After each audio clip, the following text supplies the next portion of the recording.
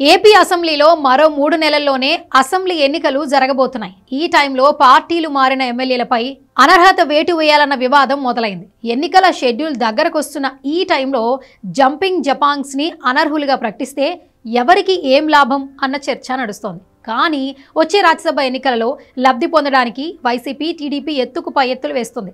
పార్టీల పంతంతో అటు నలుగురు ఇటు నలుగురు మొత్తంగా 8 మంది ఎమ్మెల్యేలపై అనర్హత కత్తి వేలాడుతోంది. దీంతో ఎవరికి వేటు పడుతుందో అని అర్థం కాని స్థితిలో ఉన్నారు అసెంబ్లీ స్పీకర్ తమ్మినేని సీతారాం. ఏపీలో 3 రాజ్యసభ సీట్లు ఖాళీ అవుతున్నాయి. వీటిని దక్కించుకోవడానికి తమ పార్టీ నుంచి టీడీపీలోకి వెళ్లిన ఎమ్మెల్యేలపై అనర్హత వేటు వేయాలని అసెంబ్లీ స్పీకర్ తమ్మినేని సీతారాంపై ఒత్తిడి తెస్తోంది వైసీపీ. అలాగైతే వైసీపీలోకి వెళ్లిన 4 ఎమ్మెల్యేల పరిస్థితి ఏంటని ప్రశ్నిస్తున్నారు చంద్రబాబు. వీళ్లు గోడలు దూకి చాలా నెలలయ్యాయి. 2 పార్టీల నుంచి వచ్చిన అనర్హత పిటిషన్లను స్పీకర్ ఎప్పుడో పక్కన పెట్టారు. కానీ వైసీపీ మాత్రం తమ పిటిషన్ ఆమోదించి టీడీపీలోకి వెళ్లిన కోటంరెడ్డి శ్రీధర్ రెడ్డి, ఆనం రామనారాయణ రెడ్డి, మేకపాటి చంద్రశేఖర్ రెడ్డి, ఉండవెల్లి శ్రీదేవిపై చర్యలు తీసుకోవాలని కోరుతోంది.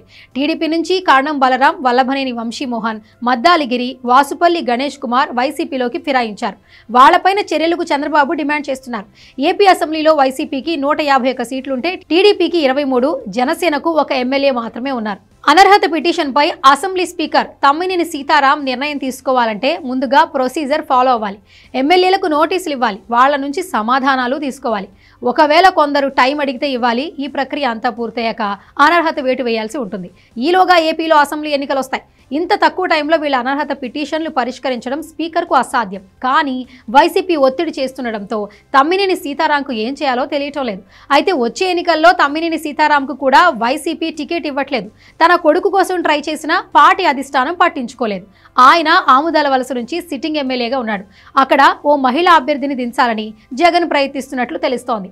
ఈ టైంలో అనర్హత పిటిషన్లు సీతారాం దృష్టికి వచ్చాయి. మరి వైసీపీ చెప్పినట్టు వెంటనే అనర్హత వేటు వేస్తారా? ఈ అవకాశాన్ని వాడుకొని తన టికెట్ తెచ్చుకుంటారా అన్నది చూడాల్సిందే. ఏదేమైనా తమ్మినేని చేతిలో వైసీపీ మీద వదలడానికి ఒక బ్రహ్మాస్త్రం మాత్రం రెడీగా ఉంది.